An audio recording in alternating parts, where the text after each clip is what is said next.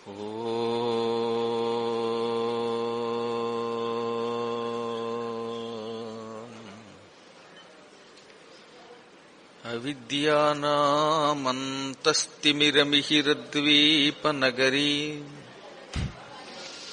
జడానాం చైతన్యస్తబకమకరాంధశ్రుతిఝరీ దరిద్రాణాం చింతామణిగుణనికా జన్మజలధౌ నిమగ్నానాం దంష్ట్రామురరిపు వరాహస్య భవతి. శుక్లాంబరధరం విష్ణుం శశివర్ణం చతుర్భుజం ప్రసన్నవదనం ధ్యాయేత్ సర్వవిఘ్నోపశాంతయే. వందే గురుపదద్వంద్వమవాంగ్మానసగోచరం రక్తశుక్లప్రభామిశ్రమతర్క్యం త్రైపురం మహః.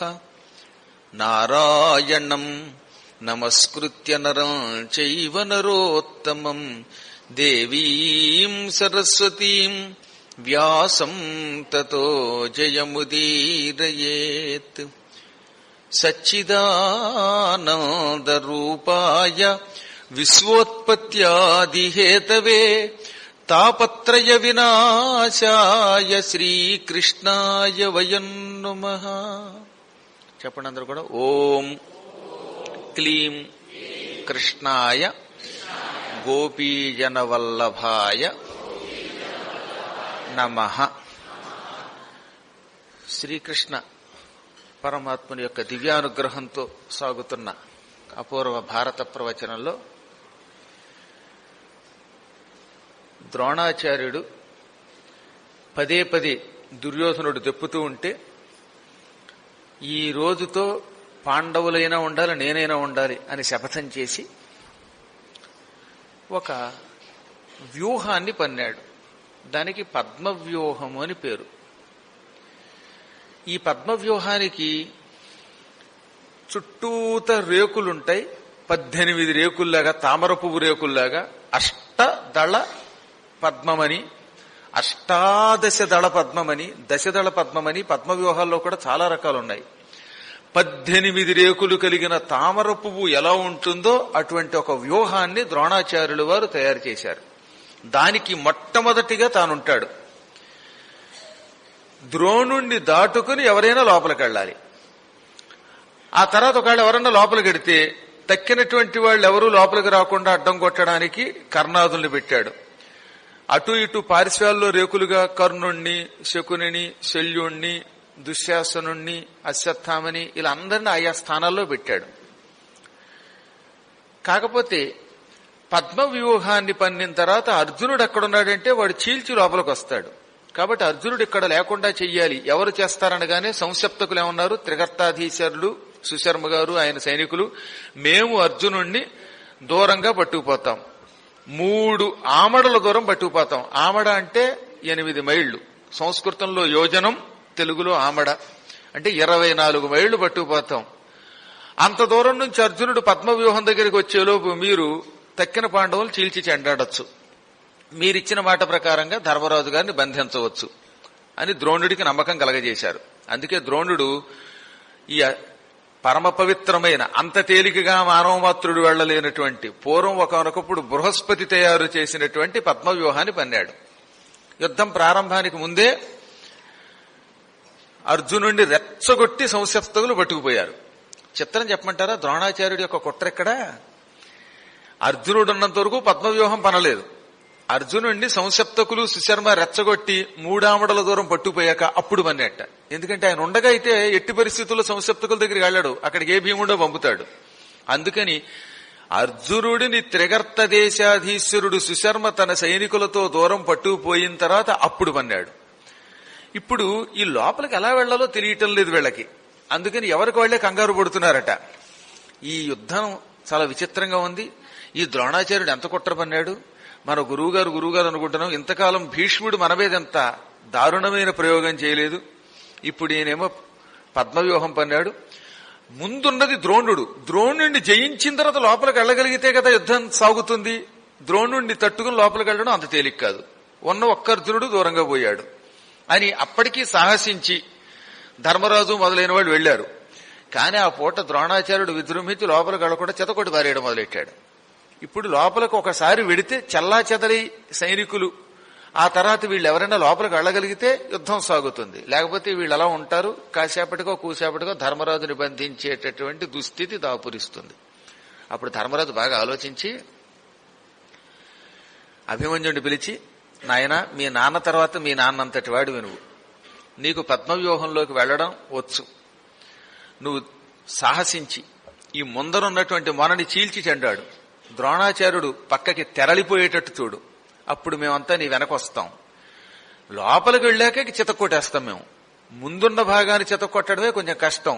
ఎందుకంటే అక్కడ కొర్రవి తిప్పినట్టుగా తిప్పే ఒక వ్యవస్థ ఏర్పాటు చేశాడు ద్రోణాచార్యుడు తన అస్త్ర విద్యతో. అది దాటుకుని లోపలికి వెళ్ళామా మేము విజృంభిస్తాం. నువ్వు లోపలికి వెళ్ళనగానే మా తండ్రి గారు నాకు చిన్నప్పుడు లోపలికి వెళ్లడం చెప్పాడు. బయటకు వచ్చే విధానం నేర్చుకునే లోపు మీరంతా అరణ్యవాసానికి అజ్ఞాతవాసానికి వెళ్లిపోయారు. దానివల్ల నాకు బయటికి రావడం తెలియదు. అయితేనేం నీ వంటి మహానుభావుడు లోపలికి వెళ్ళమని చెబితే అధైర్యంతో ఆగుతానా, ఇప్పుడే లోపలికి వెడతానన్నట్ట. అప్పుడు భీముడు ఏమన్నాడు, నువ్వు ఒక్కడివి లోపలికి వెళ్ళు, నీ వెనకాతలు మేము వస్తాంగా. నేను ఈ సాత్యకి దృష్టజుమ్నుడు చొచ్చుకొస్తాం. మేమంతా వచ్చాక నీ సెగలో ఉన్న పువ్వు కూడా వాడదు, నీ తలలో ఉన్న పువ్వుని కూడా వాడకుండా చేస్తామని ధైర్యం చెప్పారు. దాంతో ఆయన లోపలికి వెడుతుంటే సారథి అప్పటికే అన్నట్ట, అంత తేలిక కాదు ఇది, లోపలికి వెళ్లడం నీకొచ్చు, బయటికి రావడం అంత తేలిక కాదు. చుట్టూ తిరగాలి, రకరకాల కుట్రలు ఉంటాయి లోపల. అందులో కర్ణుడు వంచకుడు, ద్రోణాచార్యుడు కూడా మీ నాన్న మీద ఉన్న ప్రేమ ఎప్పుడో విడిచిపెట్టేశాడు. ఒక్కసారి గురువులు గనక వంచనకి దిగితే ఈ సృష్టిలో ఎవరు ఆగలేరు, జాగ్రత్త అని చెప్పినా వీళ్ళు నాకో లెక్క, ఎటొచ్చెటిపోయినా మా నాన్న మా పెదనాన్న చేసిన ప్రతిజ్ఞ వల్ల వీళ్ళని ఎంతకాలం ఉపేక్షించాను అని వెళ్ళిపోయాడు. ఆయన ఆ వెళ్ళడం కాదు, ఇక్కడే ఒక చిన్న పొరపాటు మాట మాట్లాడాడు అభిమన్యుడు. ఇంద్రుడు ఉపేంద్రుడు యుద్ధానికి వచ్చినా జయించగలను, వాళ్లంతా పక్కన పెట్టు, మా నాన్న మా మేనమావ కృష్ణుడు వచ్చి నా మీద పడితే కూడా చీల్చి చెండాడతాను అన్నట్ట. అది అక్కడ అన్నమాట. అసలు ఆ మాట సాధారణంగా అనకూడదు, ఎందుకంటే తండ్రి అంటే భక్తి, కృష్ణుడంటే ఆయనకి భక్తి. ఇదే పోయే కాలపు మాటలు అంటారు. ఎప్పుడూ అభిమన్యుడు వినయంతో ఉండే మహాత్ముడు. తెలుసిన మహాభారతంలో అత్యంత వినయానికి ఎవరైనా ఉన్నారా అంటే ప్రతీక అభిమన్యుడు. కృష్ణుడంటే ప్రాణం. అందుకే చీటికి వాటికి అర్జునుడు నా కుమారుడని ఎప్పుడు చెప్పలే, చూడండి, హరిమేనల్లుడు అంటాడు. అటువంటి వాడేమిటి యుద్ధానికి వెళ్లే ముందు అన్నాడు, ఏ త్రిపురాసుర వైరితో అయినా యుద్ధం చేస్తాను, అంతెందుకు కృష్ణార్జునుడు నా మీదకి వచ్చినా వాళ్ళని చెండాడే పరాక్రమం ఉందన్నట్ట. ఆ మాట అనగానే సారథికి లోపల అనుమానం వచ్చింది, ఏమిటి ఈ పోటీ ఇలా మాట్లాడాడు అని. అంటే భగవంతుడు చేసే లీలలు ఎటువంటివంటే, మనకి ప్రాణాపాయ స్థితి రావాలంటే మనలో కొంత అధర్మం రావాలి. అధర్మం వస్తే అప్పుడు మనకి పోయే కాలం వస్తుంది. అందుకని భగవంతుడు ఏం చేస్తాడనమాట, ముందు పిచ్చవాగుడు వాగనిస్తాడు. మీరు ఎప్పుడైనా చూడండి, భారతం ఇక్కడ ఒక గొప్ప శ్లోకం చెప్పింది. మనిషికి పోయే కాలం వచ్చిందో లేదో ఎలా తెలుస్తుంది అంటే వాగుడులు బట్టి తెలుస్తుందిట. మహాత్ముల మీద దాడి చెయ్యడం, వేదముల మీద దాడి చెయ్యడం, నోటికొచ్చినట్టు ఇతరులను తిట్టడం, ఇంక రెచ్చిపోయి తిట్టడం అనమాట. రెచ్చిపోవడంలో కూడా వెనక ముందు చూడకుండా ఉంటే ఇక అక్కడి నుంచి పతన అవస్థ మొదలవుతుంది. అందుకే నేను మొన్న అమెరికాలో అవధానం చేసినప్పుడు ఒక పద్యం చెప్పాను, అద్భుతమైన పద్యం. అనుకోకుండా భగవంతుడు నా చేత పద్యం చెప్పించాడు. పరుకీర్తిల్ సహియం పలేక సమరావష్టంభముంబూని మోర్ఖరతిన్ వావిడి ప్రేలు నట్టిజను ఉగ్రక్రోధ సంరంభయై సిరివీడున్ తన కోడలిన్ గలిసి నిస్త్రింశ స్వభావముచే నరుడెప్పుడూ కూడా ఇతరుల యొక్క కీర్తిని సహించాలి. పరుకీర్తిని సహింపలేక, ఈ పద్యానికి అర్థం తెలుస్తుంది కదా, ఇతరుల యొక్క కీర్తిని సహించలేక సమరావష్టంభముంబూని యుద్ధ గర్వాన్ని వహించి, ఒక ఆయనకి ఎవరికో మంచి పేరు వస్తోందండి, అది ఎవరికైనా అవ్వచ్చు ఈ సృష్టిలో. ఒక ఆయనకి చాలా పెద్ద పేరు వస్తోంది, ఎక్కడ చూసినా ఆయన ఈ మధ్యన ఎక్కువ కనబడుతున్నాడు. అది తట్టుకోలేక అహంకరించి గర్వంతో యుద్ధానికి వెళ్లేటటువంటి వాడు ఉన్నాడే, మూర్ఖత్వంతో అలా మూర్ఖత్వంతో గర్వంతో యుద్ధానికి వెళ్లేవాడు. వావిడిచి అంటే నోరు పారేసుకుని, విడుచుట అంటే నోరు పారేసుకునుట అని అర్థం అనమాట. వావిడిచి గర్వంతో పేలేటటువంటి జనుణ్ణి చూచి కోపం తట్టుకోలేక లక్ష్మీదేవి ఏం చేస్తుందిట, సిరివీడు తన కోడలింగలిసి, లక్ష్మీదేవి తన కోడలతో కలిసి ఆ దుర్మార్గుడిని విడిచిపెట్టేస్తుందట. ఒరే, నువ్వు ఇంతకాలం నాతో నా కోడలతో కలిసి సుఖంగా ఉన్నావురా, ఇప్పుడు పెద్దవాళ్ళ నోటుకొచ్చినట్టు తిడుతున్నావు, ఇక నీ దగ్గర ఉండనంటుందిట. నిస్త్రిస్త్య స్వభావముచే, క్రూర స్వభావం వల్ల ఏమవుతుందన్నమాట, నిరయస్థుండగు జీవి నరకం పాలవుతాడు. క్రూర స్వభావం వల్ల లక్ష్మి విడిచిపెడుతుంది, సరస్వతి విడిచిపెడుతుంది, చివరికి నరకంలో పడిపోతాడు వాడు. కాబట్టి యుక్తమగు వాణింపు నిరాణింపుమా, ఈ రోజు నుంచి పవిత్రమైన వాక్కుతో రాణించరా బాబు అని ఒక ఆయన ప్రశ్న అడిగితే సమాధానంగా ఈ పద్యం చెప్పాను మొన్నే మే నెలలో. కాబట్టి ఎందుకు చెబుతున్నానంటే, మన వాక్కులో తేడా రావడం మొదలు పెట్టిందంటే, తేడా ఎవరి మీద రాకూడదు, మహాత్ములు తిట్టడం మొదలు పెట్టామంటే, ఇప్పుడు సద్గురువుల్ని నిందించకూడదు, వేదాలని నిందించకూడదు. మాబోటి వాళ్ళం ఎన్నో యుగాలు కష్టపడి ఇవాళ పురాణం చెబుతున్నామంటే ఇది ఈ యుగంలో తపస్సు అనుకోకండి మీరు, కొన్ని కోట్ల యుగాల తపస్సు ఇది. అలా చెయ్యగా వస్తాయి. ఇటువంటి వాడి మీద నోరు పారేసుకున్నారంటే, పిచ్చవాగుడు వాగడం మొదలు పెట్టారంటే, ఇక అక్కడి నుంచి పతన అవస్థ మొదలవుతుంది. మహాత్ముడు అభిమన్యుడు, లేకపోతే ఆయన అర్జునుడు కృష్ణుడు నా మీదకి వస్తే వాళ్ళు కూడా జయిస్తాను అండమేమిటి చెప్పండి. అంటే ఇతనికి ధర్మశక్తి ఉన్నది. ధర్మశక్తి ఉంటే చావు రాదు, చావు రావాలంటే ధర్మం పోవాలి, ధర్మం పోవాలంటే ముందు నోరు తోలాలి, మాట తోలాలి. అందుకని ఇంత పని చేసేట భగవంతుడు. ఇదే కాదు, వీరు భారతంలో ఎక్కడికక్కడ చూడవలసింది ఒకటే. శ్రీకృష్ణుడు ఎంత గొప్పవాడో అంత గొప్పవాళ్లు నారాయణ గోపాలురు. వాళ్ళు కూడా కృష్ణుడికి వ్యతిరేకంగా అటువైపు వెళ్ళగానే కృష్ణుడి మీద పగబట్టారు.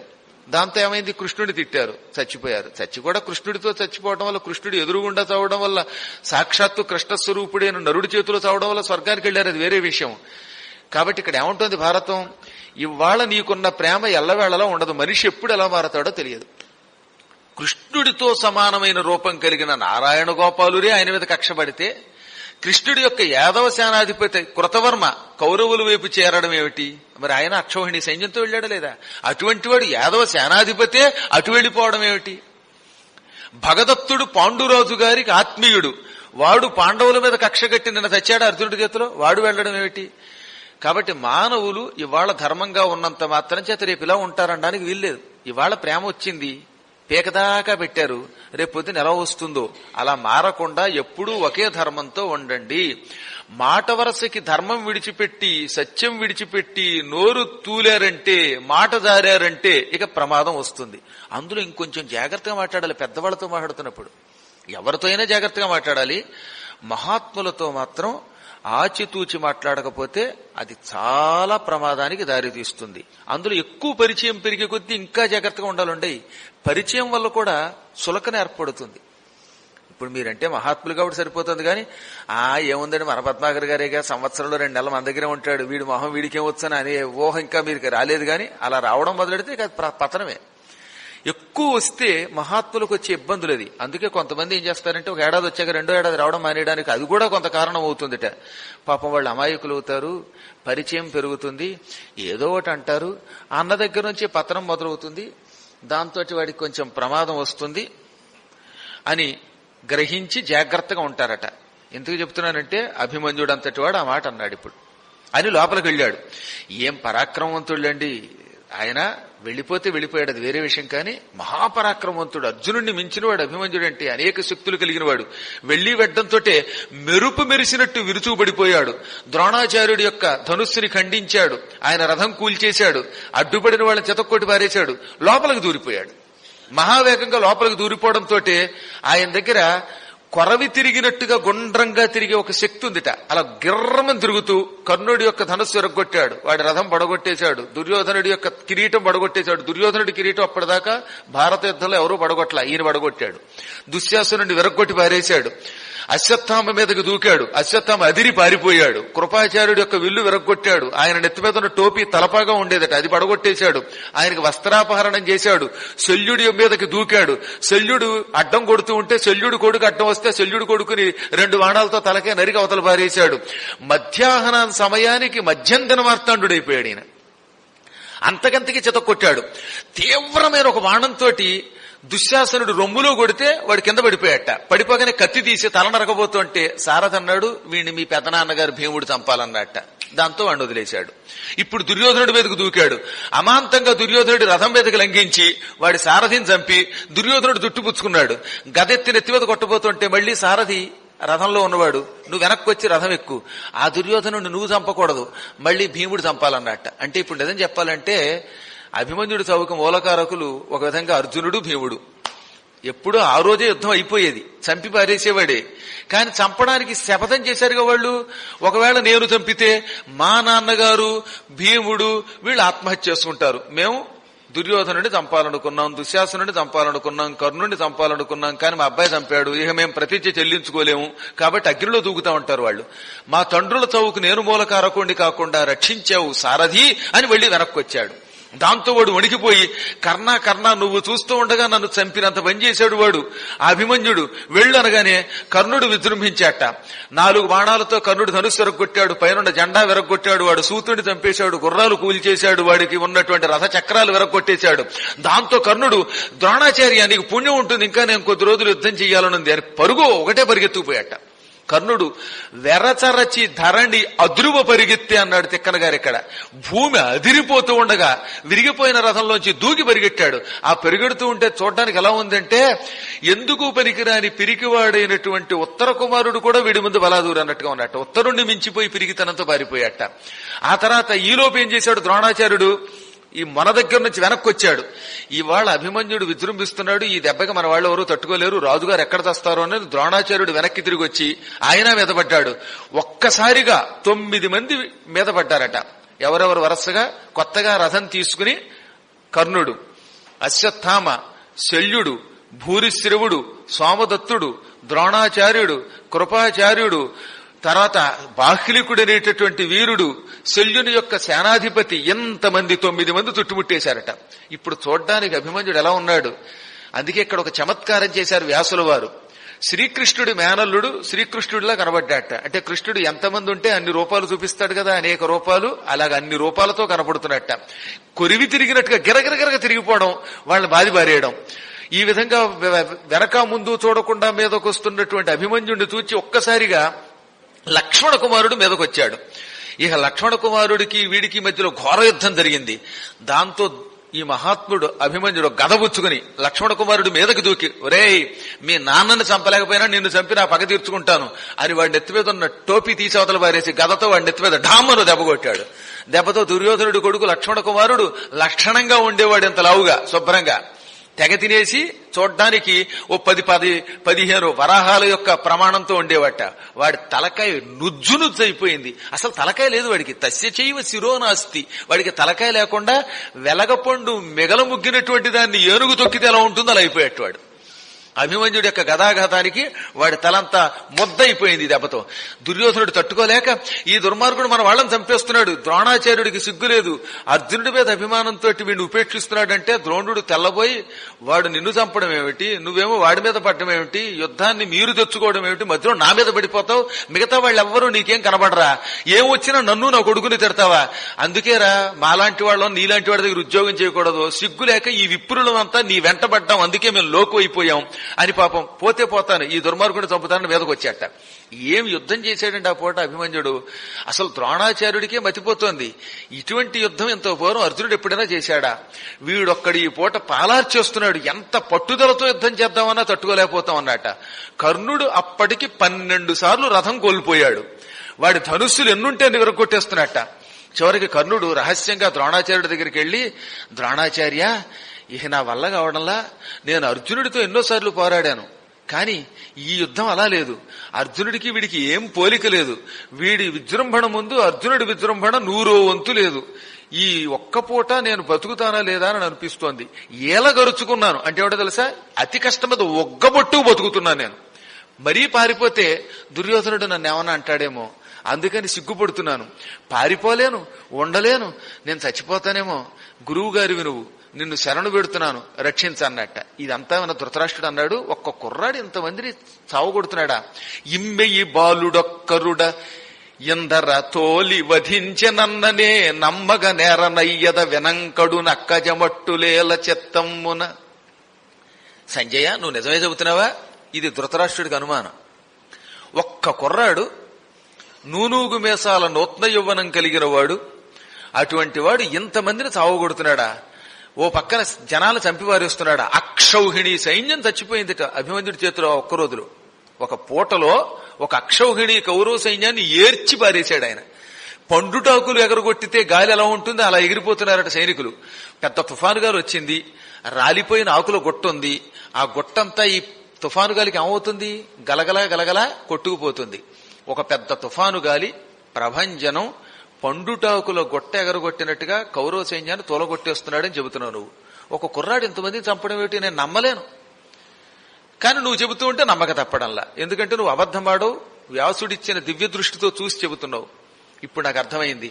విను ధర్మం అధర్మము నోర్వకున్నే అన్నట్ట. అసలు రహస్యం ఇప్పుడు నాకు అర్థమైంది. ధర్మం అధర్మాన్ని నాశనం చేస్తుంది.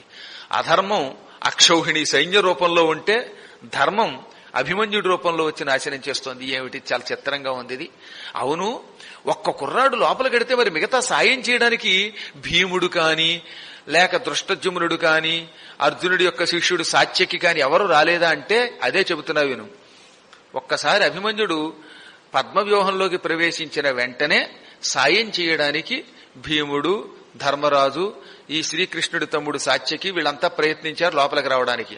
ఆ సమయంలో నీ అల్లుడు సైంధవుడు విజృంభించా మన దగ్గర అడ్డం పడ్డాడు. వాడొక్కడు ధర్మరాజుని 70 బాణాలతో కొట్టాడు, భీముణ్ణి 90 బాణాలు వేసి పడగొట్టాడు, సాత్యకిని పారదురోలాడు, దృష్టజుమ్నుడు విరగొట్టేస్తున్నాడు. లోపల వాడు విజృంభిస్తున్నట్టే వీడు విజృంభిస్తున్నాడు. జనాలు చంపలేకపోయినా లోపలికి మాత్రం వెళ్లకుండా చేస్తున్నాడు. అనగానే వీడు మళ్లీ తలపోయి, ఏటి మాల్లుడు సైంధవుడు ఇంతమంది పాండవ వీరులు లోపలికి రాకుండా ఎలా అడ్డం కొట్టాడన్నట్ట. దానికి ఒక కారణం ఉన్నది. ఒకప్పుడు అరణ్యవాసం చేస్తున్నప్పుడు నీ అల్లుడు ద్రౌపదిని అపహరించాడు. అప్పుడు మనం అరణ్యపర్వంలో చెప్పుకున్నాగా, సైంధవుణ్ణి పాండవులు చితక్కొట్టేశారు. భీముడు వాడు తల గొరిగాడు, చుట్టూ పంచశిఖలు పెట్టాడు. దాంతో వాడు సిగ్గుపడి శివుడి కోసం తపస్సు చేస్తే శివుడు వరం ఇచ్చాడు. ఏమని వరం ఇచ్చాడు? వీడేమని కోరాడో కూడా చెబుతున్నారు విను. వాడు శివుడి కోసం తపస్సు చేసి, నేను పాండవుల్ని యుద్ధంలో జయించే వరం ఇమ్మంటే శివుడు అది నాకు కుదరదు, పాండవుల్ని యుద్ధంలో నేనే జయించలేను, నువ్వేం జయిస్తావురా, కానీ నువ్వు కోరుకున్న ఒక్కరోజు అర్జునుడు తప్ప తక్కిన నలుగురిని జయిస్తావు సైన్యంతో సహితంగా. సూర్యోదయం నుంచి సూర్యాస్తమయం వరకు ఒకరోజు విజయుడు తప్ప తక్కిన పాండవులు నలుగురిని జయించే శక్తిస్తున్నానని వరం ఇచ్చాడు. ఆ వరాన్ని సైంధవుడు ఈ రోజు ఉపయోగించుకున్న టైం వచ్చింది గనక. అందుకే ఎప్పుడైనా మనకి సైంధవుళ్ళు అడ్డుపడ్డాడు అంటారు ఎవరైనా అడ్డుపడితే. ఆ ఒక్కరోజు వాడు అడ్డుపడ్డాట. దానివల్ల పాండవులు ఎవరు లోపలికి వెళ్ళలేకపోయారు. అప్పుడు తెల్లబోయి ధర్మరాజు వ్యాసుడిని తలుచుకుని, ఈ దుర్మార్గుడు మమ్మల్ని లోపలికి వెళ్ళనివ్వడం లేదేంటంటే, ఇది ఈశ్వరుడు వాడికి ఇచ్చిన వరం.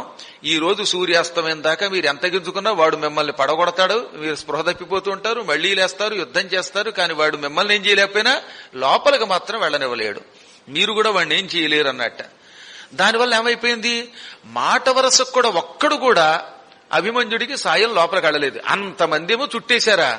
అప్పటికింకా 7 అక్షౌహిణీల సైన్యం ఉంది. 4 అక్షౌహిణీలు పోయింది గాని ఆ 7 అక్షౌహిణీలో ఒక అక్షౌహిణీ సైన్యాన్ని పడగొట్టాడు. అంటే మిగిలింది కేవలం 6.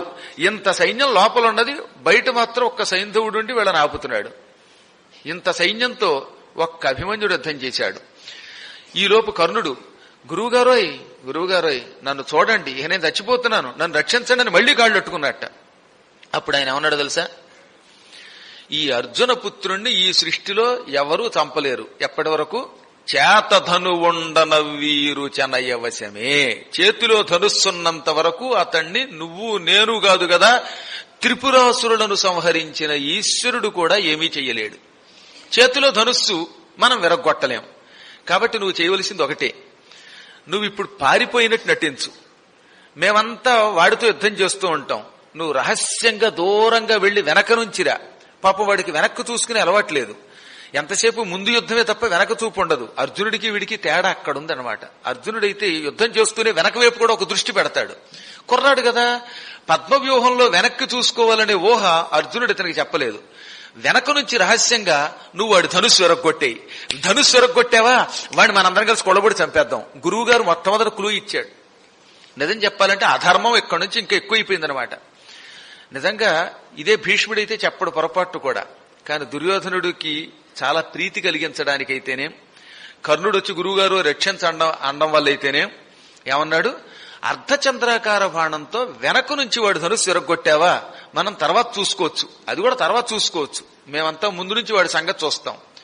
కానీ ఒకటి గుర్తుపెట్టుకో, ఈ పూట వాడి చేతిలో ధనుస్సు ఇంకొక 2-3 గంటలుందా మనందరం మంట అయిపోయినట్టే, మనల్ని నాశనం చేస్తాడు, మనకి తంటా తెచ్చి పెడతాడు అనగానే ఈలోపు కర్ణుడిని చూసేటవాడు, ఒరే ఈ కర్ణ ఏమిటి గురువు గారి దగ్గర గుసగుసలాడుతున్నావు, చావు అని మహావేగంగా బాణం వేసేట. ఆ బాణం చెవి పక్క నుంచి దూసుకుపోయింది. వాడు కీచు బాతని పరిగెత్తుకుపోయాడు ఒక దెబ్బకి. ఈ బాణం కనుక చెవికి తగిలింటే చెవి ఎగిరిపోయేది. వాడు హడిరిపోయి దూకేశాడటు. పక్కపక్కనవి ఏమిరే కర్ణ ఇటు లేటికి పారేదు, ఓయ్ కర్ణ పారిపోకు, మా నాన్నగారు నిన్ను చంపుతానని ప్రతిజ్ఞ చేయటం వల్ల బతికిపోయావు అని నవ్వి వెనకాతల వీపు మీద 2-3 దెబ్బలు తగిలేలా చేసి మళ్ళీ మిగతా వాళ్ళతో యుద్ధం మొదలెట్టేట. ఇప్పుడు ఏం చేశాడు కర్ణుడు, పారిపోయినట్టే పారిపోయాడు. అనవిని సోతసూనుడు భయం బెదగూరిన వాడ పోలెనై వెనుక కొదింగి ఆ రథికి వీరు పిరిందికి చుట్టి వచ్చి వంచనకు సహాయులై అతటి సైనికులన్నరపుత్రు బిట్టు మార్కొని పెనగంగ చేరి అలఘు ప్రదరంబున విల్లు దృంచినన్. ఇప్పుడు వీడు భయంతో పారిపోయిన వాడు పారిపోయినట్టే వెనక్కి వెళ్ళిపోయాడు. ఈ వెనక్కి సైనికులు వెనకాతలు నక్కి వస్తూ ఉండడం వల్ల, గుంటనక్కల వస్తూ ఉండడం వల్ల అభిమన్యుడు చూసుకోలేదు. ఈలోపు ముందున్న వాళ్ళు ఏం చేశారట, అభిమన్యుడు పొరపాటున కర్ణుడు వెనకాతలు వస్తున్నట్టు చూశాడా, ఇవాళ కర్ణుడు యొక్క కర్ణములు తెగిపోతాయి, వీడు విజృంభిస్తాడు, కాబట్టి మనందరం వాడి లక్ష్యం మన మీద ఉండేలా చూసుకుందాం, విజృంభించండి అన్నాడు ద్రోణాచార్యుడు. దాంతో ఏకకాలంలో మొత్తం సైనికులంతా మీద పడిపోయారు. ఈ మందతో యుద్ధం చేస్తూ ఉండగా వీడు వెనక్కి వచ్చేశాడు. వెనక్కి వచ్చి అభిమన్యుడు చూడకుండా బలమైన అర్ధచంద్రాకారపు బాణాన్ని ధనుస్సుకు ఎక్కుపెట్టి వేగంగా విడిచిపెట్టాడు. ఇదొచ్చి ధనుస్సు మధ్యకి తగిలింది. ధనుస్సు పళ్ళను విరిగిపోయింది. అభిమన్యుడి చేతిలో ఉన్న విల్లు విరిగిపోయింది. అలా విల్లు విరిగేలోపు గురుడస్యంబులగూల్చెను సరభసముగ కృపుడు చంపె సారథి ఇమ్మై నరసుతుడు అనాయుధుండును విరధుండును నగుట తూచి వెరపేదివడిన్. ఈలోపు గురువుగారు గుర్రాలు కూల్చేశాడు, కృపాచార్యుడు సారథిని చంపేశాడు. ఈ విధంగా ఏకకాలంలో ఆయుధం లేదు, గుర్రాలు లేవు, సారథి లేదు, విరధుడైపోయాడు. దాంతో అందరూ మీదకు దూకి పడిపోయారట. పడిపోయిన ఆయనేం రెచ్చిపోయాడు, ఒరేయ్ నాకు రథం అక్కర్లా, ఆయుధం అక్కర్లా, అయినా మిమ్మల్ని విడిచిపెట్టను అని కత్తి డాలు ఉన్నాయి రథంలో, అవి పుచ్చుకుని ఇతనికి ఆకాశగమనం అని ఒక విద్య వచ్చు, దాంతో రివ్వున పైకి లేచిపోయాడు. లేచి అశ్వత్థామ మీదకు దూకబోయాట. అశ్వత్థామ ఎందుకైనా మంచిదని రథంలోంచి కిందకు దూకేశాడు. ఈలోపు గురువు గారు హడిలిపోయి ఈ కత్తితో నా కొడుకు తలకే నరుగుతాడని ఆ పైకెగిరి కత్తి పుచ్చుకుని కిందకి దూకేలోపు తీవ్రమైన 4 బాణాలతో కత్తి నరికేశాడు. ఈలోపు కర్ణుడు డాలు ఎరగొట్టేశాడు. దాంతో చేతిలో కత్తి లేదు, డాలు లేదు. అయినా విడిచిపెట్టకుండా అక్కడున్న పెద్ద రథచక్రం ఒకటి ఉన్నది, ఆ రథచక్రాన్ని గిరగిర గిరగిరా తిప్పి దానితోటి దుర్యోధనుడి కొడుకుల్లో 14 మంది ఉంటే వాళ్ళని చంపి పారేశాడు. దుశ్శాసనుడి కొడుకులు 4 పీకేశాడు. ఆ తర్వాత అక్కడితో చక్రాన్ని విరగొట్టేశారు మిగతా వాళ్ళు. దాంతో ఈయన విజృంభించి కర్ణుడి రథంలోకి దూకి అందులో గప్ తీసుకుని దాంతో అశ్వత్థామ మీదకి దూకాడు. అశ్వత్థామ రథంలోంచి కిందకి దూకి పారిపోయాట. దాంతో ఆ గద పుచ్చుకుని గుర్రాలని రథాన్ని నుగ్గు చేసి అది పుచ్చుకుని ద్రోణాచార్యుడి మీదకు దూకాడు. ద్రోణాచార్యుడి మీదకు దొగ్గానే ఈలోపు దుశ్శాసనుడి కొడుకు ద్రోణాచార్యుడు కాదు నాతో యుద్ధానికి రా అని దుశ్శాసనుడికి ఒక కొడుకున్నాడు, వాడి పేరు చెప్పలే, కేవలం దుశ్శాసన సుతుడు అన్నారు. వాడో గద పుచ్చుకుని మీదకు దూకాట. ఈ ఇద్దరు గదాయుద్ధం ఘోరంగా చేశారు. ఇంకొక గంటలో సూర్యాస్తమయం అవుతుందనగా ఇద్దరు ఘోర యుద్ధం చేస్తూ ఉండగా ఈ దుశ్శాసనుడి కొడుకు అభిమన్యుడి యొక్క మెడ మీద ఒకటి కొట్టాడు. అభిమన్యుడు వాడి నెత్తి మీద కొట్టాడు. దెబ్బకి వాడు చచ్చిపోయాడు. ఈ దెబ్బకి ఈయన కొంచెం కళ్ళు తిరిగి కింద పడ్డాట. అభిమన్యుడు కింద పడ్డంతో ఇక పడ్డాడు మళ్లీ లేచేటట్టు విజృంభిస్తాడని ఒక్కసారిగా కర్ణుడు, దుశ్శాసనుడు, ద్రోణాచార్యుడు, అశ్వత్థామ, కృపాచార్యుడు వీళ్ళందరూ బల్లాలు కత్తులు పుచ్చుకుని మీదకు దూకి ఒళ్లంతా కుళ్ళబొడిచి పారేశారు. ఒక వనగజం అంబుజాకరం అవారణదొచ్చి ఓ మంచి మదించిన ఏనుగు తామర పువ్వుల కొలనులో దూకిందిట. దూకగానే దాని కర్మగాలి బురదలో దాని కాలు ఇరుక్కుపోయిందిట. కాలు ఇరుక్కుపోవడంతో బోయేవాళ్లు మీదకు దూకి దాన్ని ఎడాపెడా కత్తులతో పొడి చంపేసినట్టుగా మహావీరుడైన అభిమన్యుడు స్పృహ తప్పి కింద పడి ఉండగా మీద దూకి శరీరంలో వేలుడు ఖాళీ లేకుండా పొడి చేశారట. కనీసం వేలుడంత సందు లేకుండా పైనుంచి కింద దాకా కొళ్లబూడి చంపేశారు.